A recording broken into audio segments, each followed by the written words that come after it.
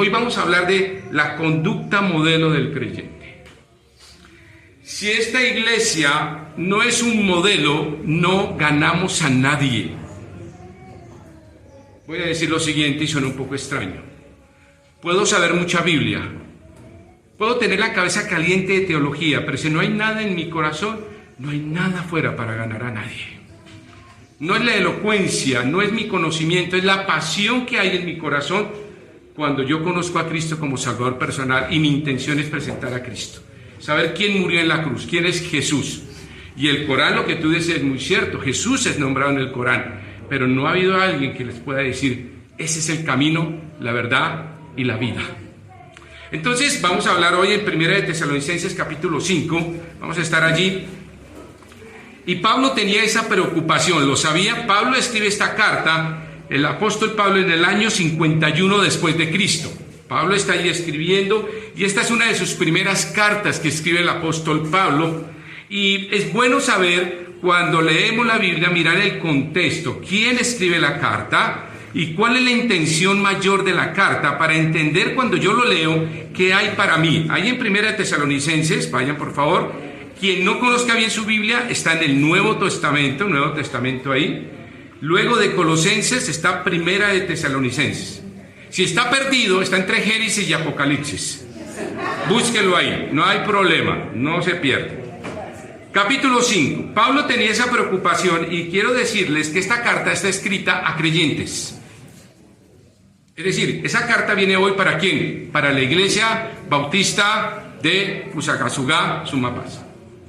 Entonces a veces cuando leemos la Biblia decimos, bueno, eso era para los hermanos de Tesalónica, o eso era para estos hermanos de Corinto que eran bastante desorganizados. Pablo escribe esta carta desde Corinto, él está sentado allí en Corinto con los hermanos poniendo una serie de órdenes. Recuerden que había un desorden hasta en la mesa del Señor. Recuerden que la gente venía a la cena del Señor y venía ¿a qué? A comer, y era casi una fiesta muy secular y pagana. Y Pablo dice, no, aquí hay que poner orden. Y él escribe desde allí a los hermanos de Tesalónica. Y el mensaje clave que hace Pablo a esta iglesia es avanzar en la vida de santidad.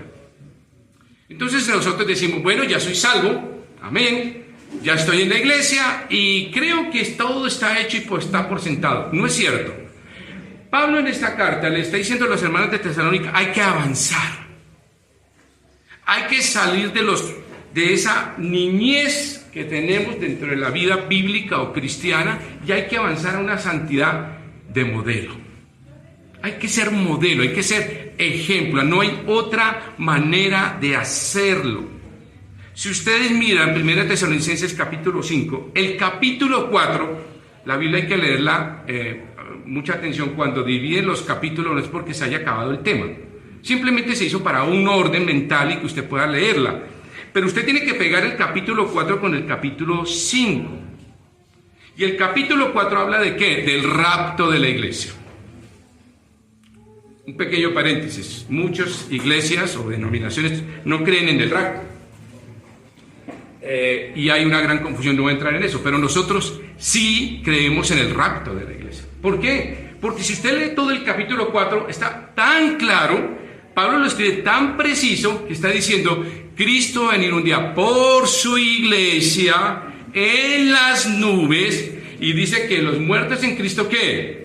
Resucitarán primero. Le tienen una ventaja a los que mueren, ¿cierto? ¿Resucitan qué? Y luego nosotros, los que hayamos quedado, seremos ¿qué? Arrebatados. ¿Y seremos qué? Transformados, glorificados por fin en la gracia de Dios. Pablo dice, muy bien, ahí está ese tema y todo el mundo queda con la boca abierta. Cristo viene. Y entonces la idea es muy emocionante porque si usted tiene una esperanza, si usted tiene un propósito en la vida, vive por esa esperanza, ¿cierto? Y le van a decir, mañana viene Cristo viene. Esta era como el día a día de la iglesia tesalónica. Y Pablo les dice, sí señores, va a venir el Señor hoy, prepárense. Pero Pablo les hace un alto en el camino del capítulo 5. Pero mientras que viene Cristo, compórtate. ¿Cómo así, pastor? Es decir, que mientras que viene Cristo tengo que hacer algo. No es solo venir a la iglesia y cantar y ya. No. Pablo hace un listado en el capítulo 5 que quiero revisar esta mañana. Es largo, pero lo vamos a hacer en forma resumida, de tal manera que podamos entender lo que Pablo tenía en su corazón para decirle a la iglesia que teníamos que avanzar en la santidad. Esta iglesia tiene que vivir santidad. Esta iglesia tiene que crecer en santidad. Los varones tienen que ser sacerdotes de santidad. Las mujeres tienen que ser mujeres piadosas en santidad. Nuestros jóvenes tienen que ser jóvenes de integridad. Nuestros niños tienen que estar sujetos en obediencia. Eso habla de santidad. La iglesia tiene que pensar en la santidad que debe tener rodeada toda la iglesia. Ahora, hay un grave problema actualmente con las iglesias. Y las iglesias ahora no son modelo. Han perdido el ser luz y sal. Ya no somos luz ni sal. ¿Cuál es el objetivo de nuestra iglesia hoy acá? Que seamos ¿qué? Luz y sal. Voy a darle 4 razones por qué la iglesia dejó de ser un modelo. Número 1, Cristo ya no es la cabeza de la iglesia. Ahora han reemplazado a Cristo por pseudo apóstoles, pseudo profetas, pseudo maestros. Y ahora es un hombre más importante que Cristo.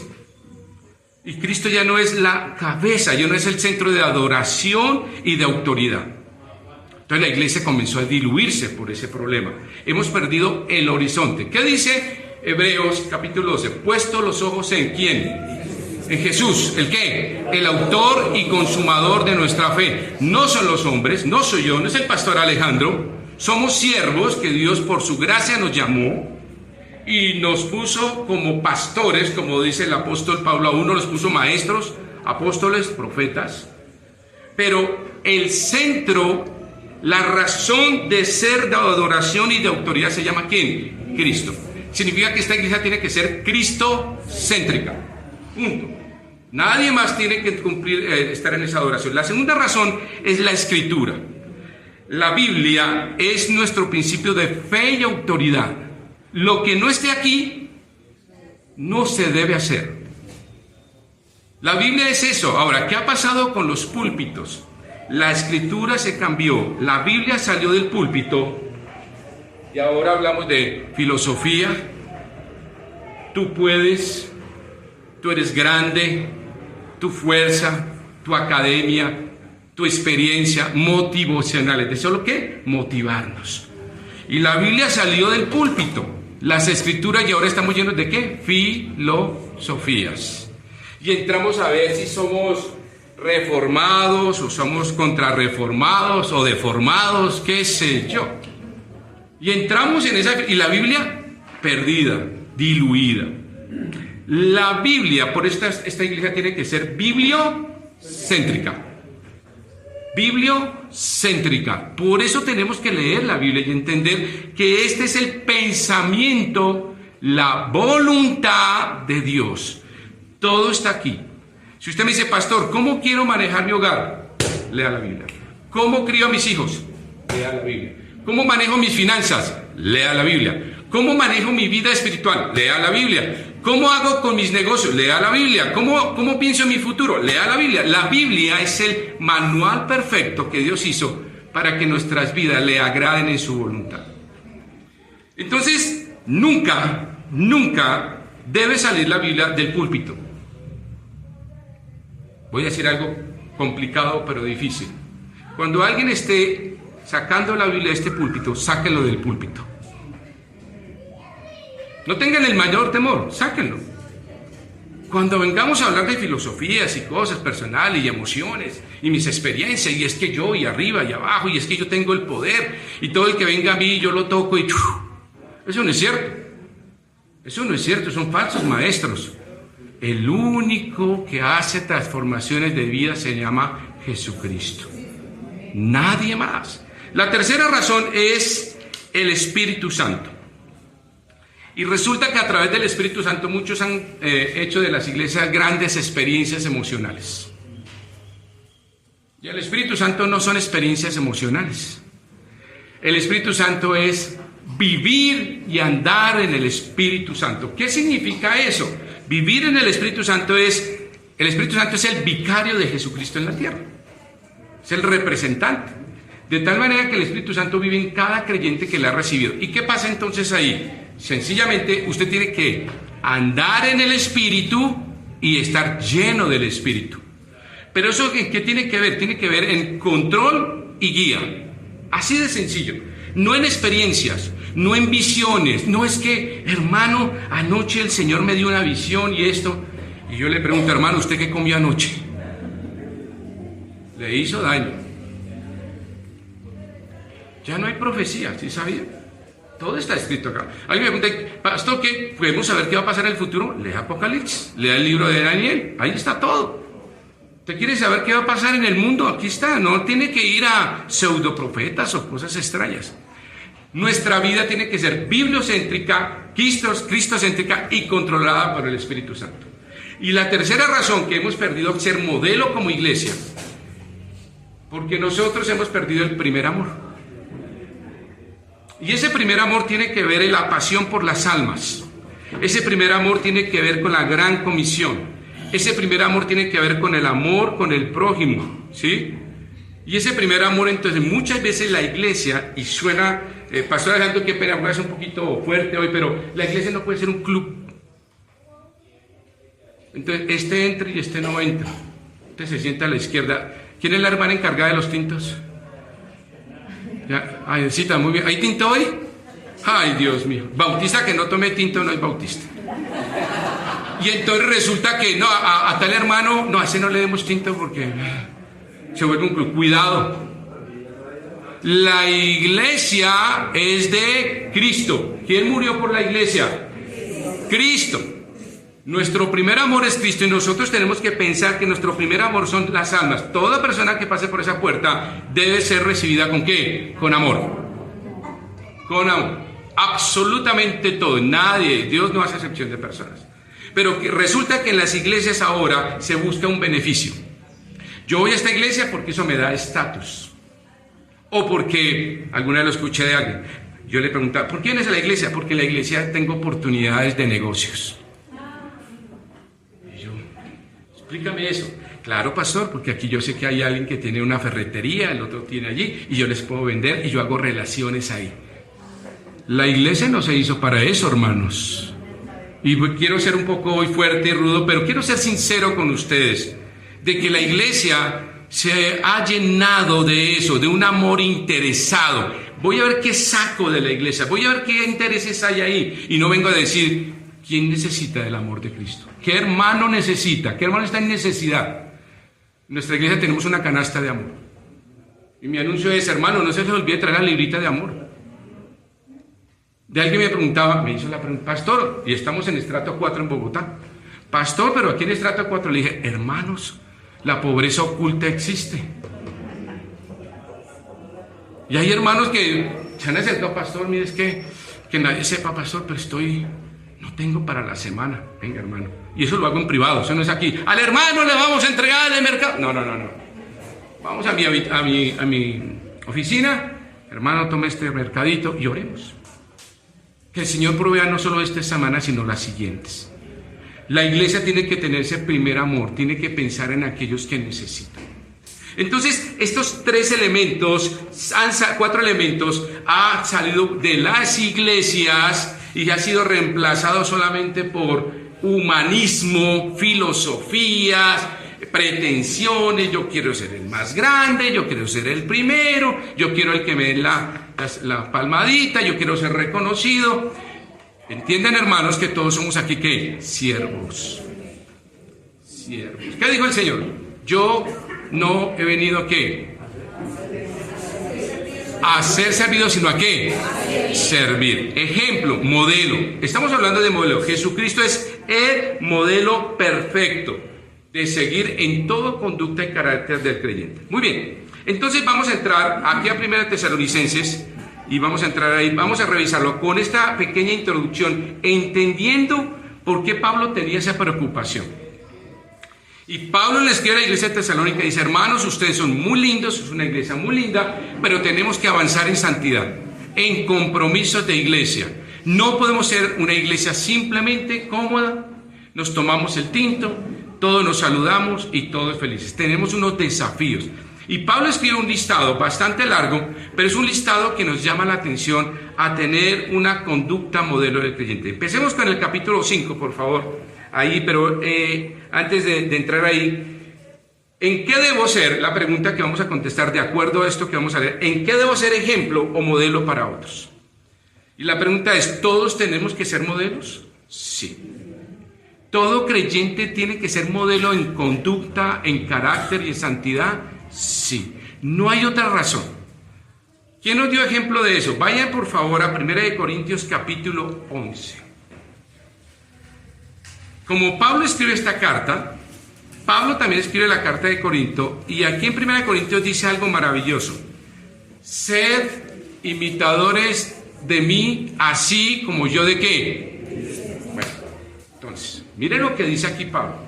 Alguien diría, uy, dice Pablo tan, ¿qué? Presuncioso, ¿no? Tan, sed de imitadores de mí. Alguien dirá, no, yo no sigo a Pablo, yo soy de Apolo, soy de Cebas.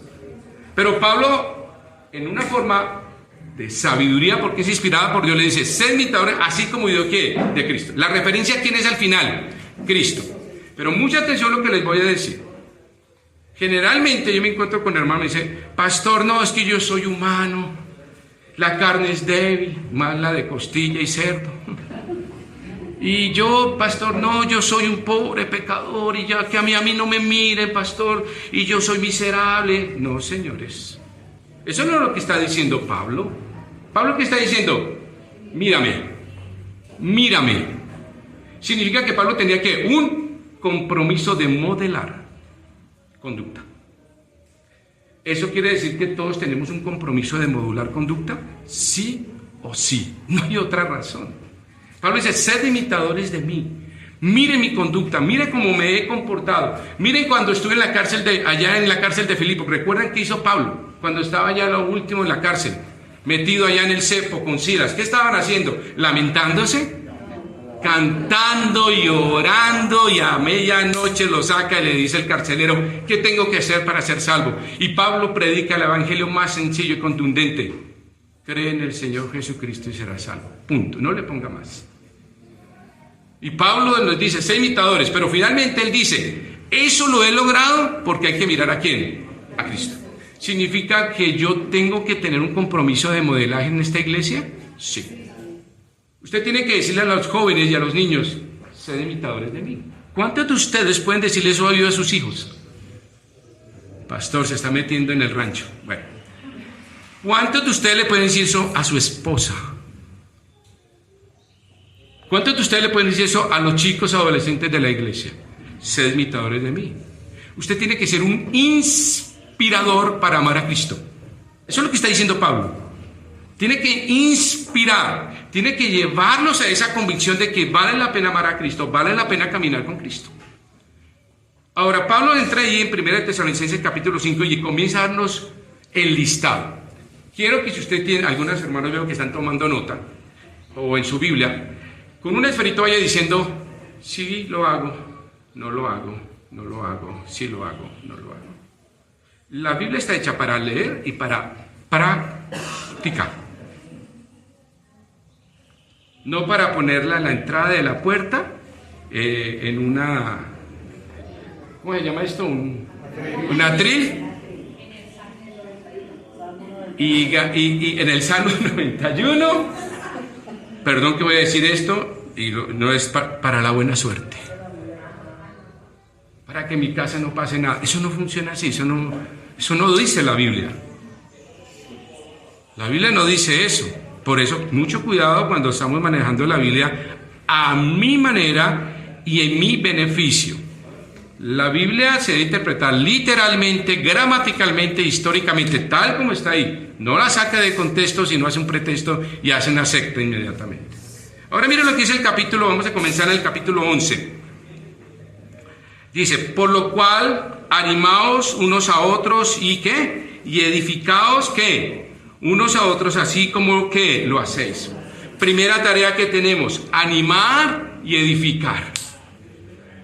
Esa es su tarea que Pablo está diciendo a la iglesia de Tesalónica. ¿Quieres avanzar en la santidad? Tienes que animar y edificar. Significa, hay una palabra en el griego que se llama paracleto.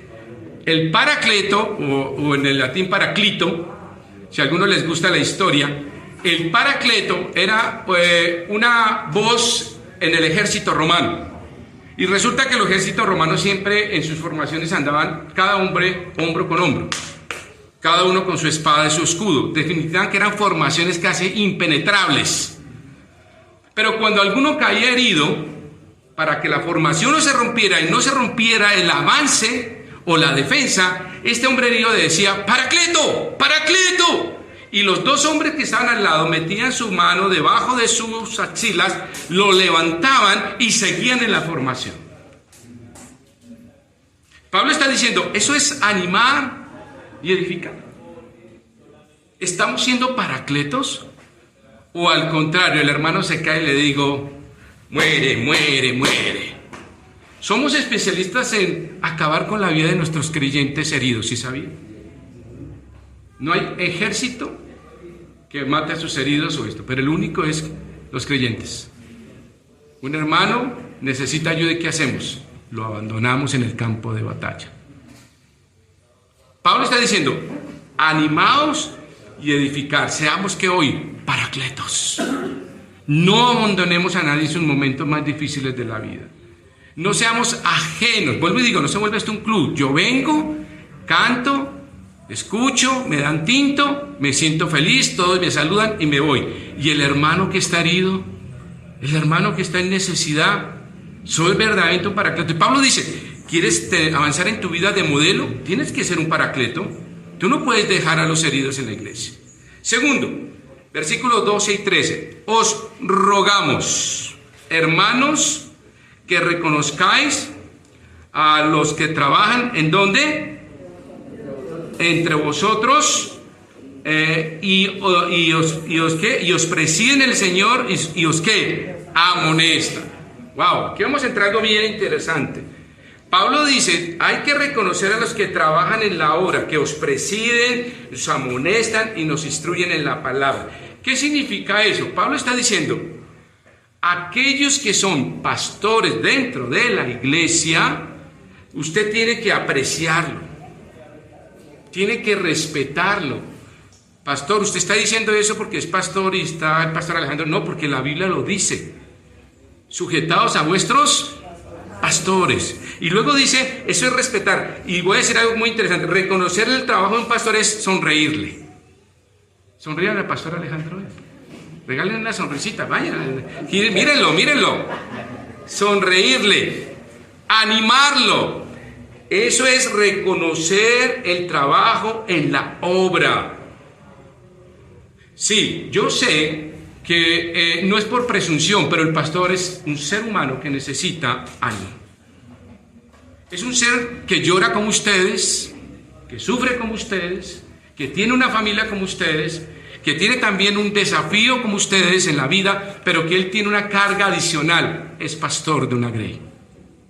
Y por eso Pablo se preocupa y dice, reconozcan ese trabajo, aprécienlo. Voy a decir algo, no porque esté pastor Alejandro, porque lo conozco desde chiquito. Bueno, era más bajito, pero yo lo conozco a él, soy mucho más viejito que él, pero ustedes tienen una gracia maravillosa al tener un pastor, una esposa piadosa, un hombre de Dios y una familia en sujeción. Es un hombre de ejemplo. Y esta iglesia es privilegiada de tener un pastorado de esa calidad. De que nadie puede señalar a este hombre, decirle, tú te has robado esto, o has hecho esto en oscuridad y por allá en penumbras, te hemos visto mal parqueado, nada. Conozco a este hombre. Y Pablo decía, reconozcan eso, aprecien, amen, respeten, sonrían, anímenlo. Pero la segunda parte me gusta más, estima. Dice, mira el versículo como dice acá, y dice... Y que los tengáis ¿qué? En mucha estima. Significa, esa palabra me puse a buscar, es de conózcalo. Usted sabe, no me digan, ¿usted sabe cuándo cumple años su pastor? No me digan. Su pastor. ¿Sabe qué espera él ese día? No regalos, pero un buen abrazo. Reconózcalo, exprésele Amor. Pablo está diciendo eso. Estima es exprese amor. Me llamaba hermano María Luisa, me llamó mucho la atención eso. En Marruecos no celebran cumpleaños. Wow. Hermano, no se vuelvan marroquíes aquí. Pasó el cumpleaños de la esposa del pastor. Voy a decir algo, pastor, aquí. La mayor carga emocional del pastorado es la esposa. La esposa carga lágrimas, presiones, tristezas, oraciones fuertes por ustedes. Y lo sé de primera mano que tengo aquí a mi esposa. Yo estoy aquí por la gracia de Dios, soy lo que soy por la gracia, pero que mi esposa ha orado por mí de rodillas. Ha tenido la paciencia y la oración de su amor y su gracia. Y la pregunta es, damas, ¿ustedes aman a la esposa del pastor? ¿La aprecian? ¿Le expresan su amor?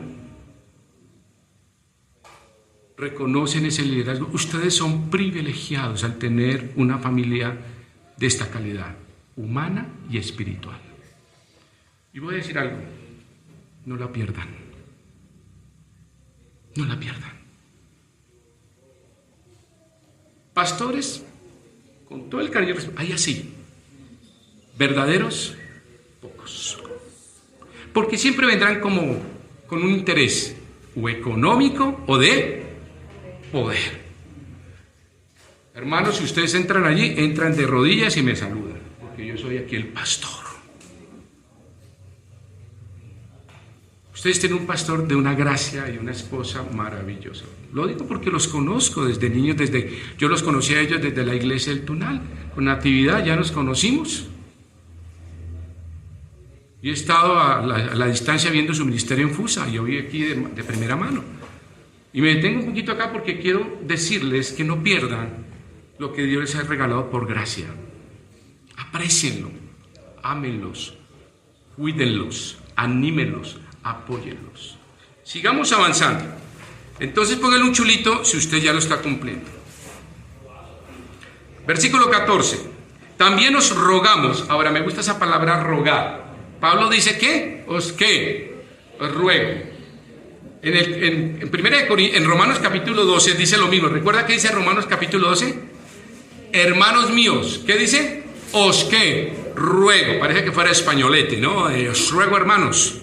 Os ruego, hermanos, por la misericordia de Dios, que presentéis ¿qué? Vuestros cuerpos. Aquí Pablo dice, os rogamos, hermanos, que, dice, y también os rogamos, hermanos, que amonestéis a los ociosos, que alentéis a los de poco ánimo, que sostengáis a los débiles y que seáis pacientes. ¿Para qué? Para con todos. Pablo entra aquí en algo bien interesante.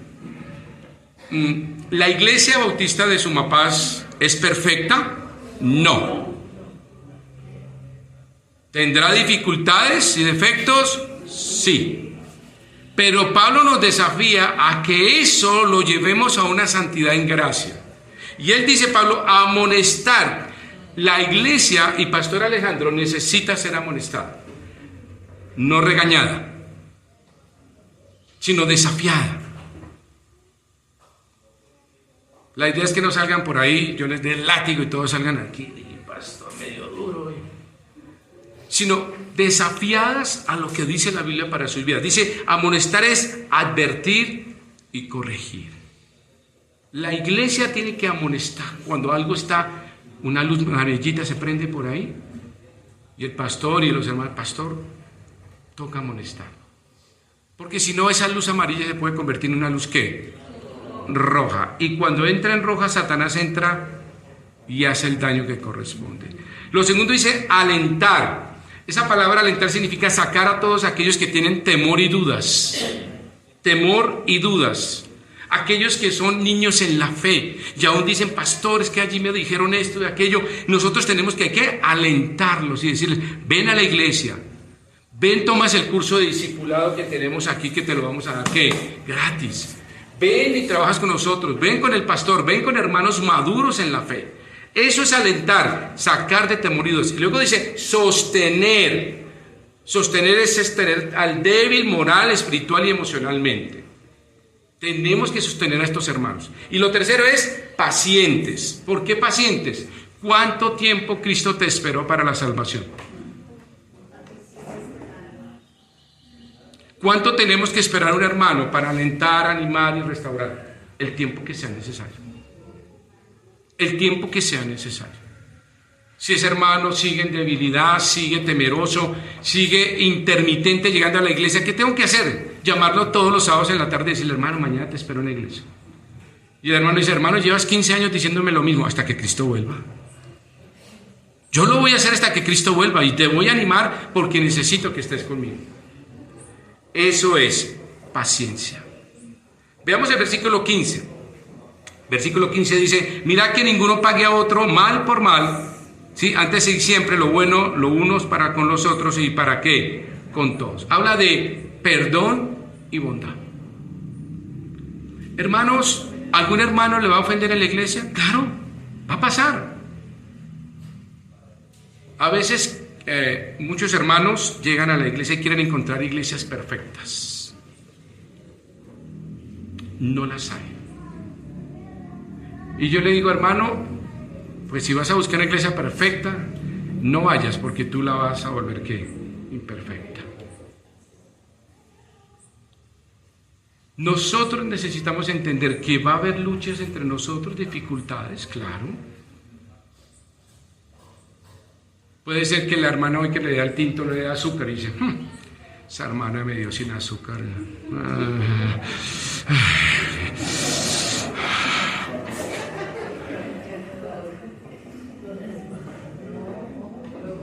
Hermanos, y cosas tan pequeñas han dividido la iglesia. Porque no hemos aprendido a perdonar y a tener bondad. Mansedumbre. ¿Qué dijo el Señor? Aprended de mí que soy ¿qué? Manso y humilde de corazón. ¿Cuántas veces al Señor le dieron el tinto sin azúcar? ¿Cuántas veces lo atropellaron, lo persiguieron, le dijeron que era un borracho y bebedor y comelón, que se juntaba con qué? Con publicanos y gentiles? Y entonces de todas esas cosas el Señor, ¿qué hace él? Entonces, como dijo Juan, ¿no? Señor, que caiga un rayo y los partan. Espera, Juan. Juan era como muchos hermanos en la iglesia, listo, pastor. ¡Ah!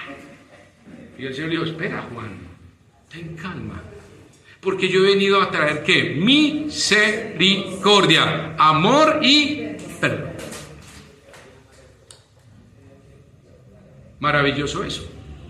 Entonces, hermanos, en nuestra iglesia va a haber, sí, pero yo tengo que revestirme ¿de qué? De bondad y amor. Dice Pablo correctamente aquí en todos. Mirad que ninguno pague a otro mal por mal. Y entonces vuelvo al punto de los tintos. Hermana, usted no me dio tinto con azúcar, pero hoy, hermana, yo quiero servir el tinto. Déjeme ayudarle. A usted se le olvidó el azúcar, pero a mí sí no me se olvida. No paga mal por mal, sino que se involucra en algo que le iba a sacar de la iglesia, un tinto. Y al contrario, ¿qué dice? No mal por mal, sino con bondad y misericordia, y yo voy a estar ahí. Sigamos el siguiente, espero que vayan chuleando. Luego, versículo 16, dice, estad siempre, ¿qué? Gozosos. Esta iglesia no puede ser una iglesia bautizada en jugo de limón. Desde que llegue aquí, cada uno de ustedes tienen que venir con una ¿qué? Sonrisa. Mire, todos tenemos luchas, dificultades económicas. La hermana María Luisa ahora está a punto de una cirugía. Y entonces ella entra por la puerta y no. Mi hermano, no, es que. ¿Cómo viene ella? ¿Se ve en su elegancia? ¿Quién podría pensar que tiene una sinusitis crónica? Nadie. ¿Se llama eso qué? Gozo, no felicidad. El gozo es un estado espiritual. La felicidad es un estado emocional. Sencillo.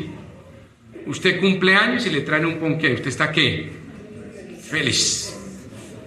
De chocolate con nueces. Pero llega el mismo cumpleaños y nadie le trae ponqué. ¿Y usted está qué? Miserables, egoístas, mezquinos, tacaños. ¿Sabe cómo es el gozo? No importa que haya ponqué, pero los tengo ustedes. ¿Eso es qué? Gozo. El gozo no depende de las circunstancias. Depende de que Cristo vive en mí y su gozo ha llegado a mi vida. Y no importa lo que me rodee, siempre estaré ¿qué? En un gozo permanente. Pablo dice, por eso Pablo dice que estad siempre gozosos. Chuléelo ahí. La pregunta es, ¿cada cuánto tengo que estar gozoso? Siempre. El creyente en su casa, al llegar de la iglesia, tiene que mostrar ¿qué? ¿Sabe por qué muchos hermanos o familia no llegan a la iglesia? Porque usted llega de la iglesia, no abre la puerta, ¡pah! La abre una patada. Ya llegué, está el almuerzo. Y los que están adentro, uy, llegó el diablo.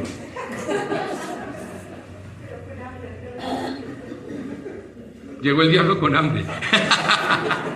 Hermana, voy a ponerlo aquí en mis apuntes. El diablo con hambre. Llegó el... ¿Eso es gozo? La gente que va a pensar, mi papá o mi mamá fue a la iglesia, pero ¿qué trajo? Tristeza, amargura, lucha. ¿Y dónde está el almuerzo? Y todo el mundo corre, se esconde, porque ¿cómo llegará el creyente? Amor, ¿hay almuerzo? No, yo lo hago hoy. ¿Qué te ayudo? Te lavo la loza. Papá, ¿me ayuda? Sí, claro. Papá, ¿por qué vives feliz?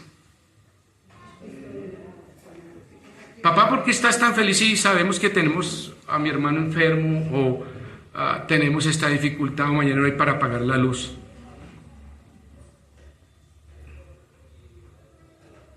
Porque yo vivo siempre gozoso porque Dios tiene el control. Dios tiene el control, Dios es soberano. Dice la Biblia que he envejecido y no he visto justo ni desamparado, ni que su descendencia mendigue ¿qué? ¿Lo cree? Está en la Biblia. ¿Lo cree? Si lo cree, vívalo con gozo. Su familia no puede verlo derrotado, triste, papá, entonces los chicos van a decir no vale la pena ser cristiano. Pero cuando usted vive de victoria en victoria y vive con gozo y no importa las circunstancias y entiende eso, su familia dice, papá, yo quiero tener lo que tú tienes. Yo quiero vivir lo que tú tienes. ¿Cómo, papá, es que llegas después del trabajo con tantas cosas y te sientas al comedor y nos echas chistes? Yo le eché un chiste a mis hijos y se reían, pero se reían de gracia. Después mi hijo, bueno, me dijo, papá, qué chiste tan malo. Y llegué, le eché un chiste que llegó una vez el porquiospín, enfermito al médico. Y entonces después se encontró con el otro porquiospín y le dijo, hermano, ¿qué le dijo el médico? Dijo, no, me mandó unas sesiones de acupuntura. Mis hijos me miraban y se reían así. Esos son mis chistes. El día pudo ser terrible, pero el gozo es permanente. Voy a decir con todo mi cariño y el amor a Pastor Alejandro, tus hijos se tienen que ver en gozo, en victoria, en liderazgo de gozo. Papá no es solo corrección, es que gozo. Y eso a los chicos les queda más que de pronto no hagas, sino mi papá era un hombre de risa, mi papá era un hombre que gozaba a Dios, mi papá adoraba su Biblia, mi papá. ¿Y qué te acuerdas de mi papá? Su sonrisa, su gozo, su victoria, no importa la situación. Había un pan en la casa, había un solo pan en la casa, pero había gozo. Mi padre nunca se quejó, había gozo. Así debe ser en nuestras vidas. ¿Sabe por qué? Porque nos espera una vida eterna maravillosa. Pablo dijo algo que a mí me impacta mucho. Esta leve tribulación no es comparable con la gloria venidera. Eso a mí me sostiene. Cuando llegan los momentos difíciles, pero si esto puede pasar 6 meses, pero el futuro, mi familia, mi vida entera, eterna, va a ser en gloria y en gozo y en gran bendición. ¿Se imagina que yo voy a tener un cuerpo transformado? Déjenme usar un poquito la imaginación. Yo de 1,90 con ojos azules.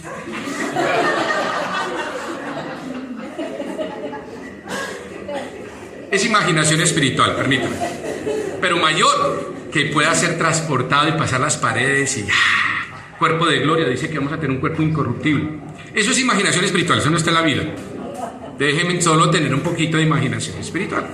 Pero eso me anima a pensar que yo estaré en gozo. Nehemías 8:10, y sigo ahí. Nehemías dice algo muy lindo que dice: el gozo del Señor es mi fortaleza. El gozo del Señor, Nehemías 8:10. Y cuando usted esté en momentos difíciles, apréndase Nehemías 8:10. El gozo de mi Dios es ¿qué? Mi fortaleza. Su gozo es mi gozo. Ahora, hago un pequeño paréntesis. ¿Cómo logro hacer eso? Solamente si usted recibe a Cristo como Salvador personal. Permite que Cristo venga a su vida, viene el Espíritu Santo y el Espíritu Santo lo capacita, le da el poder de sonreír, de ver la vida desde el punto de vista como Cristo lo vio, en victoria, en obediencia, en sujeción.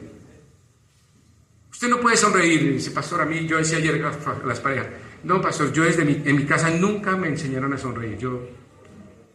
Es cierto, pero Cristo transforma vidas. La cruz no solo salva, transforma. Y usted dice: pastor, ¿cómo hago para sonreír? Pídale al Espíritu Santo. En Gálatas capítulo 5, versículo 22 dice: el fruto del Espíritu es ¿qué? Amor, gozo. Fíjese el orden, primero viene amor y luego ¿qué? Gozo. Entonces usted dice: no, ¿cómo hago? Dígale al Espíritu Santo. Chuléelo ahí si ya lo tiene. Luego, versículo 17, orad sin cesar. Está muy bien. Orad sin cesar significa disciplina en la oración. Los creyentes nos hemos vuelto light, porque el mundo es light.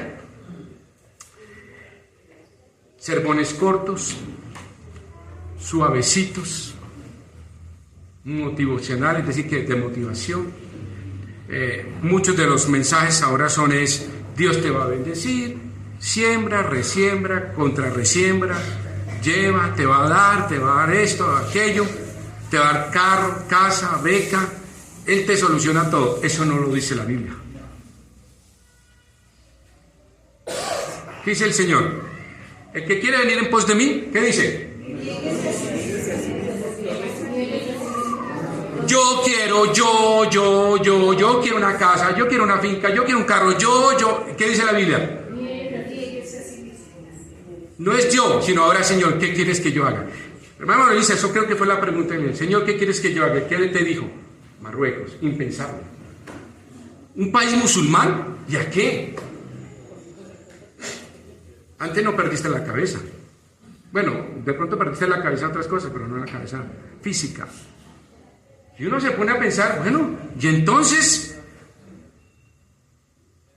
sermones light, y entro en eso.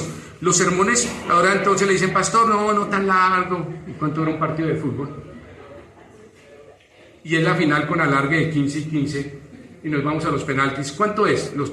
Aquí los fanáticos del fútbol. Son 90 más 15 y 15 son 120. ¿Y penaltis? ¿Otros 20? Ajá. ¿Y cómo están en el partido? Ni van al baño. Y entonces lo light ha invadido la iglesia. Mucho cuidado. Si no hay Biblia, no hay nada. La alabanza maravillosa, pero no lo central. La palabra de Dios es lo más importante. Si usted no vive Biblia y come Biblia, usted está muerto en forma vital como creyente. Gracias, hermano. Por eso la oración, y voy al punto, la oración es otro punto, muy light.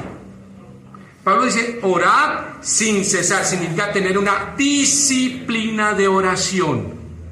No me hagan esas oraciones de que: Señor, que hoy me bendigas, y salgo a poner el carro, el Transmilenio en Bogotá, y que todo salga bien. ¿Qué es eso?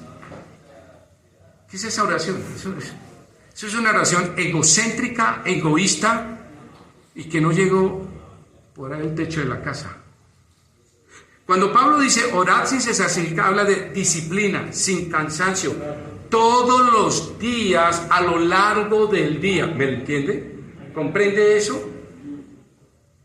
Es una actitud de intimidad y de conexión con Dios permanente, desde que amanece hasta que anochece. ¿Qué dice el salmista? Dice muy claramente, de mañana me levantaré. ¿Y qué hace? Iré a comer huevos revueltos con salchicha, rico. Te adoraré, te glorificaré. Y luego dice el Salmo 2, e iré a acostarme, ¿y qué dice? Meditaré en mi cama. David dijo, desde la mañana, eso es orar sin cesar. Todo, absolutamente todo el día. Algún día un joven me preguntó, pastor, ¿yo puedo orar en bicicleta? Claro, tú puedes ir. Pablo dice en Efesios capítulo 6, versículo 18, orad en todo tiempo. Usted puede ir en su bicicleta y ir en un pensamiento de oración. Señor, voy a ir a hacer este devocional con este hermano. Ayúdame que todo salga muy bien. Que este hermano o esta hermana sea convencido. Va a hacer una compra. Señor, estoy en mi pensamiento de la hermana que está enferma. Va a su trabajo y dice, Señor, yo pido por mi pastor hoy que el Señor lo ayude y lo guarde, que el domingo lo uses para mi vida y para la gloria tuya. Eso se llama orar sin cesar. Cuidado, hermanos, de estar orando estas oraciones light. Señor, ¿saben cómo son las oraciones nuestras? Señor, gracias y te pido por mi mamá, por mi papá, por mis hermanos, por mi abuelita, por mi abuelito, por mis abuelitos, por mi tatarabuelo, por mis abuelos y tatarabuelos. Te pido, Señor, que todo salga bien. Amén. No, esa no es la oración que Dios escucha. Si ustedes hacen un estudio de la oración tiene varios componentes. Número 1, adoración. Número 2, confesión. ¿Cómo usted le va a pedir al Padre cuando usted no le ha pedido perdón? Los que somos padres, si mi hijo me dice, papá, necesito esto, pero sabemos que tenemos algo que no hemos resuelto, ¿yo qué le digo? Sí, claro, mijito, vaya, y la cuenta de las trae. ¿Yo qué le digo? Hay un problema que no hemos solucionado. No te puedo dar algo. ¿Te amo? Sí, te amo. Pero no te puedo dar bendición hasta que tú no tengas comunión. ¿Lo entiende? De esta manera, entonces, la oración tiene que haber confesión. Luego tiene que haber agradecimiento, acciones de gracia. Su oración debe tener luego peticiones propias. Y luego tener una parte de intercesión. Tiene que interceder por los hermanos que están en sufrimiento. Nosotros tenemos el WhatsApp de la iglesia, lo usamos exclusivamente para peticiones y necesidades de la iglesia. No para mandar propaganda ni política o cosas un poco, diría yo, insulsas o de poco fondo. Es para, se llega ahí, el hermano tal lo hospitalizaron, fulano de tal está en este problema. ¿Qué hacemos inmediatamente? Oramos. Eso se llama orar sin cesar. Ese aparatico que tenemos ahí es valiosísimo si lo usamos en la iglesia en forma correcta. Y estamos todos conectados sabiendo que el domingo yo le digo, hermano, ¿cómo te fue esta semana en tu examen? Pastor, ¿cómo supo el pastor sin siquiera WhatsApp? El WhatsApp. Orar sin cesar. Y por último, su oración tiene que tener alabanza. Tiene que terminar en alabanza, glorificando y alabando la gracia de Dios. Versículo 18. Dad gracias en todo, porque esta es la voluntad de Dios para con vosotros, ¿en qué? En Cristo Jesús. Dar gracias en todo significa reconocer la mano de Dios en nuestra vida, tanto su presencia, su obra y su provisión. No importa lo que esté a nuestra alrededor. Recuerde que nosotros no vivimos por circunstancias. No caminamos sino por fe y no por qué, por vista. Significa que yo tengo que dar gracias en todo porque Dios es soberano. ¿Lo entiende? Cuando hablamos que Dios es soberano, tiene el control absolutamente de todo. Hablo del cielo y de la tierra. Nada se escapa de su control. Su vida y mi vida está bajo control de Dios. Y por eso Dios traerá cualquier circunstancia en nuestras vidas. No porque, perdona, le hago comillas, tan de malas que somos. Pastor, estoy salado esta semana. No. Pablo dice, da gracias en todo porque Dios, detrás de cada circunstancia, de cada acto de nuestra vida, hay un propósito. Dios es soberano. Pregunto, ¿Dios se equivoca? ¿Dios es sabio? ¿Dios es bueno? ¿Ok? ¿Dios es misericordioso? ¿Lo sabe todo? Entonces confíe en lo que Él está haciendo en su vida hoy. Pastor, ¿usted no sabe la situación que estoy pasando? No. Tal vez no la conozca, pero entienda que Dios sí sabe y lo tiene bajo control. A Él no se le escapa absolutamente nada. Dios tiene una soberanía que se llama voluntad permisiva. Él permite ciertas cosas en nuestras vidas y una voluntad directiva nos lleva allí. Pero hay tormentas en la vida que aunque Dios no las calme, nos calma a nosotros. Te dirá, la tormenta está terrible, pero nos pone a caminar, ¿qué? En paz, en medio de las tormentas. ¿Qué es paz? Y hago un pequeño paréntesis cuando decimos dar gracias en todo. Paz no significa no tener problemas. Eso no dice la Biblia. Paz es caminar sobre la paz que sobrepasa todo entendimiento. Es caminar sobre las pruebas con firmeza, con seguridad de que la barca no se va a hundir y pasaremos ¿a dónde? Al otro lado. Eso fue lo que pasó con los apóstoles. Voy a dar dos ejemplos de dos hombres que no entendieron sino al final que tenían que dar gracias en todo. Job capítulo 1, vayan conmigo. Ustedes conocen la historia de Job, para terminar acá. Job capítulo 1.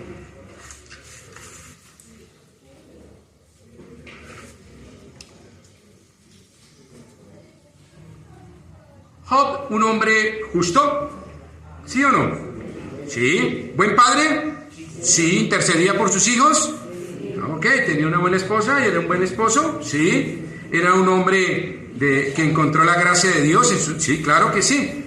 Pero miren lo que dice Job cuando llega a todas estas circunstancias en Job capítulo 1, y es lo que Pablo nos dice que debemos dar gracias en todo. Job capítulo 1, versículo 21 al 22, y vamos allá adelante. Dice, y dijo, desnudo salí del vientre de mi madre, y desnudo volveré allá. Jehová dio, y Jehová quitó. ¿Qué de mala soy yo? ¿Qué versión tiene usted? Yo tengo versión Mauricio Casiodoro de Reina. ¿Qué dice su Biblia?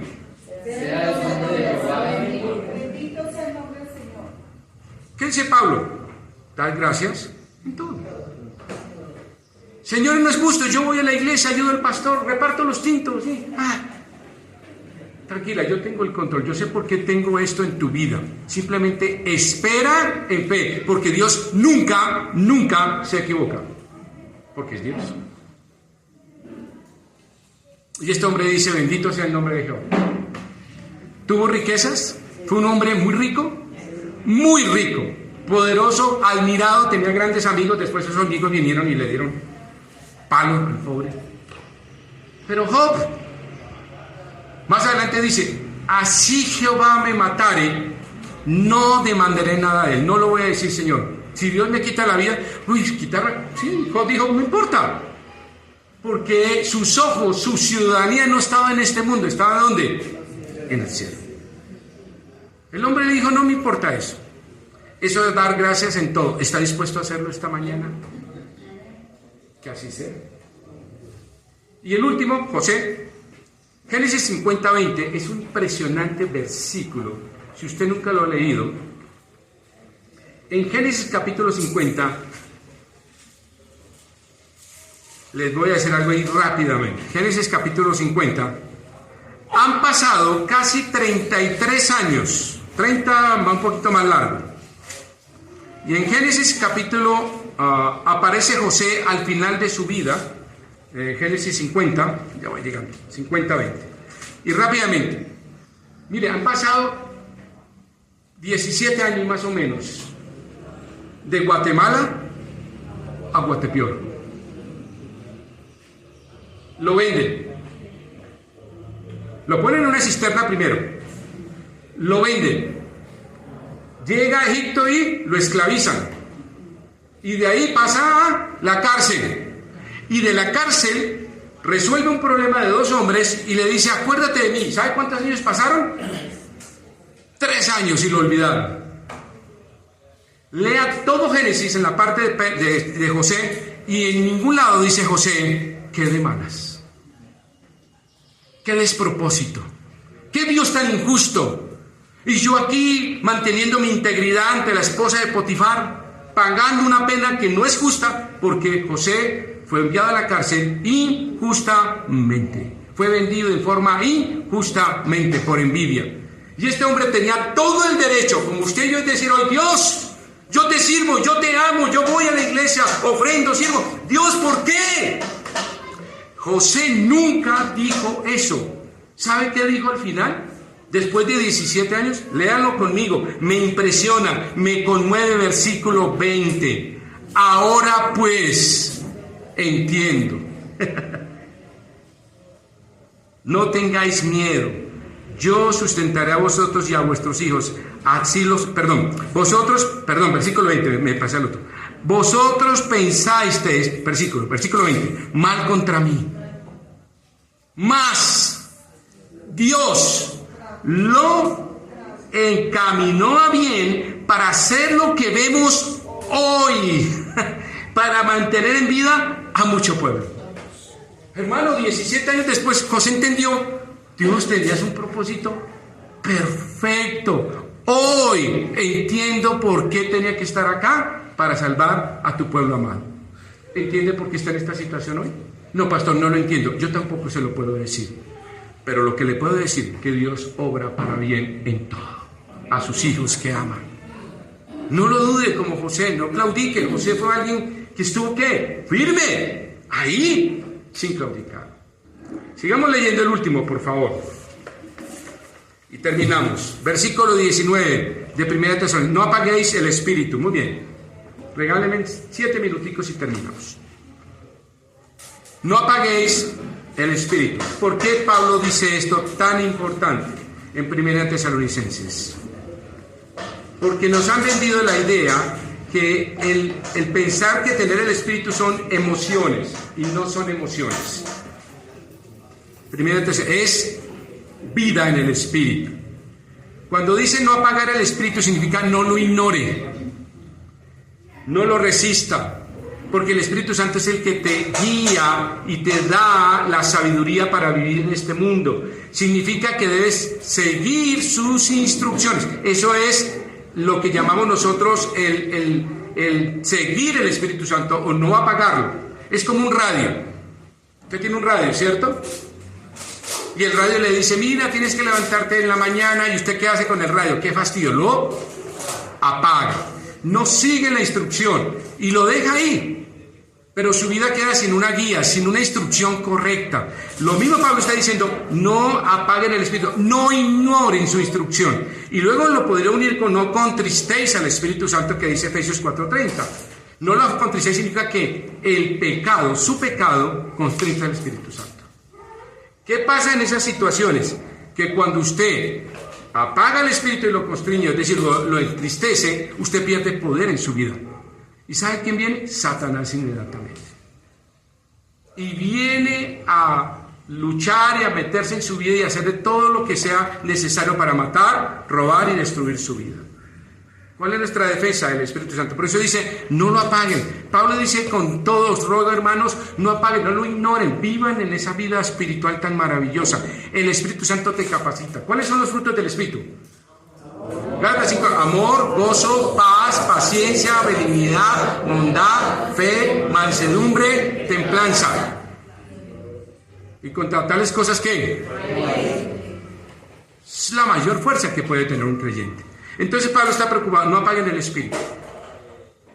Vuelvo y repito, el espíritu no son emociones, no es cosas emocionales externas. El que anda en el Espíritu significa que anda bajo esa instrucción. El que está lleno del Espíritu es que está controlado por el Espíritu y hace lo que el Espíritu le dice. Sujeción, amor, santidad, integridad progresiva para Cristo. ¿Saben lo que hace el Espíritu Santo como vicario? Nos instruye, nos enseña para llevarnos a la estatura del varón perfecto y a tener la mente ¿de quién? De Cristo. Veamos el último. No menospreciéis las profecías, versículo 20. Significa eso, no saque la Biblia del púlpito. Significa que el mensaje de autoridad de Dios a través de su pastor es importantísimo, es un mensaje poderosísimo. No lo trate con ligereza. Está diciendo Pablo acá, recíbalo con seriedad, con respeto y humildad. Todo creyente debe tener su Biblia, porque si no, está menospreciando ¿qué? Para usted es más importante que su Biblia o un domingo en la mañana pueden pasar dos cosas. Usted se sube al carro, va avanzando cuando el celular entra en ¿qué? En pánico. ¡Paren! Y se devuelve. La misma escena el domingo. Todos tienen celulares y papá se quedó la Biblia. Para eso está la digital. ¿Entra en pánico? No entra en pánico. Pablo está diciendo, no menosprecie su Biblia. Son palabras de vida eterna. Es una espada de dos filos, viva y eficaz. ¿Qué significa? Que esto le produce a usted vida, transformación de vida. Entra en pánico cuando se le pierda su Biblia. Un pequeño testimonio. Mi señora me dice, ¿cuándo vas a cambiar tu Biblia? Si alguien coge mi Biblia, parece un pergamino. Yo la tengo con cinta transparente y esta Biblia me la regaló mi madre. El regalo de grado de bachiller fue esta Biblia.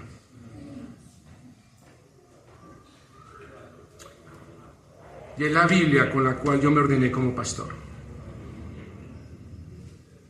Es la Biblia que me acompañará en mi vida. Hay mejores, claro, muy bonitas, pero es la que yo quiero en mi vida y no quiero menospreciar lo que hay aquí. Mis notas de casi 26 años de ministerio están acá. Todas mis notas. Alguien puede leer y está rayada, subrayada, en hebreo, en fariseo, en todo.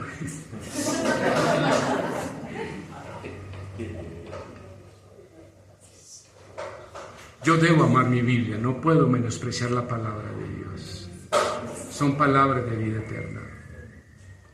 Y esta Biblia me va a acompañar hasta que el Señor lo desee. Pero no hubo un mejor regalo de mi madre. Si me hubiese regalado un esfero, ¿dónde estaría ese esfero? ¿Me hubiese regalado una camisa? ¿Dónde estaría esa camisa? Ya no existiría. Yo les digo hace cuántos años para que no hagan cuentas cuántos años tengo. Porque estoy 25, 26, 26. Cielo y tierra pasarán, pero mis palabras, aquí están. Doy testimonio de eso. Mi madre me dijo, lo mejor que te puedo dejar, hijo, es una Biblia. Es una Scofield de los años 80. Y ha sido una bendición para mi vida, un refugio.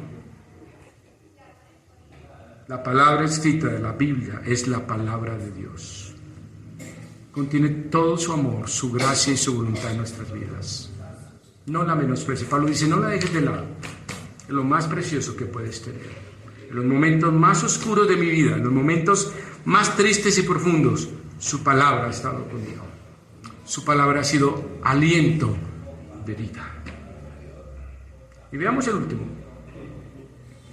Versículo 21. Examinar todo, retener, ¿qué? Lo bueno. Eso habla de discernimiento. En la iglesia ya no hay el don de profecía. Ya todo está escrito. Ya nadie es profeta, ya nadie es oficio como tal. La profecía, cuando Pablo habla de profecía, está hablando de la escritura, cerrada ya en Apocalipsis. Pero lo que Pablo nos está diciendo es examinar todo, es decir, el Espíritu Santo es el que te da a ti discernimiento y el don de iluminación si existe. Te da esa iluminación por medio del Espíritu Santo para comprender, Señor, no entiendo este versículo. Señor, ¿qué hay para mí en este capítulo? ¿Y qué hace el Espíritu Santo?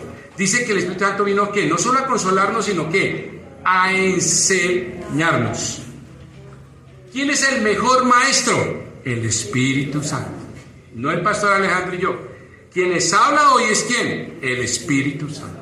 Es el mejor maestro interlocutor. Examinar todo, retener ¿qué? Estudie la palabra, estudie la sana doctrina. Lo bíblico, lo no bíblico tengo acá, debe ser rechazado y evitado. Cualquier viento de doctrina que venga acá y les diga, mire hermanos, vamos a hacer ahora esto. Espere. Usted escoja eso y póngalo como cuando uno va a la cocina y lo pone en un colador, ¿se acuerdan? Y este es el colador. Vamos hermano, póngalo acá. Si se queda, es bíblico, si no, no. Y usted mire todo si está en un reglamento estricto bíblico. No en su experiencia, no en que yo creo que sí, tal vez, no. ¿Qué dice la Escritura? Recuerden que la Escritura es inerrante, inequívoca, inspirada por Dios. ¿Y es qué? Útil. ¿Para qué? Para redarguir, para corregir, para instruir, a fin de que los hombres sean ¿qué? Preparados. ¿Hay buenos libros de buenos maestros? Sí, léalos. Pero su número uno es la Biblia. Dios ha usado buenos hombres. MacArthur, Lewis, el hermano Carballosa, Pérez Millo, hombres de Dios. El hermano que murió, El amor que vale, ¿cómo es que se llama? Adrian Rogers. Hombres que Dios ha usado. Pero siempre ellos nos llevan ¿a dónde? A la Biblia. ¿Cuál es el desafío esta mañana? Y gracias por su atención, gracias por esta mañana conmigo. Está en el versículo 22 el desafío esta mañana. Y el desafío es, dice, absteneos de toda especie de ¿qué? De mal. ¿Cuál es mi desafío para la iglesia bautista Sumapaz en Fusagasugá? Absteneos de todo mal. Ese era el anhelo del apóstol Pablo, era su deseo y su gozo, el poder decirles, vivan vidas santas, caminen a una santidad. Santidad no significa perfección, santidad significa separado del mundo y apartado para Dios. Eso es santidad práctica.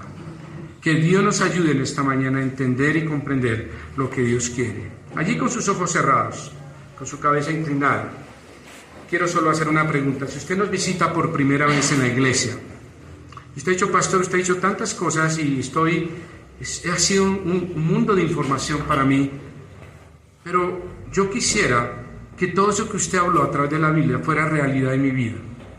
Solo hay una manera: reciba a Cristo como Salvador personal. Permita que Cristo llegue a su vida, transforme su vida, le haga nacer de nuevo, hacer una nueva criatura, un nuevo hombre, y su nuevo modelo en la vida será Jesucristo.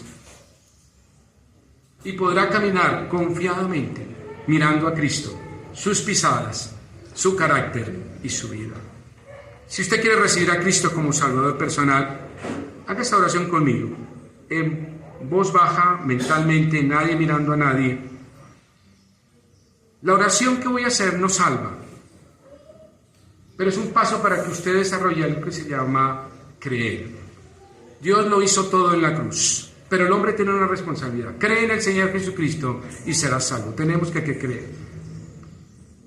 Y cuando usted cree, viene el Espíritu Santo y lo capacita y lo llena de la fe salvadora.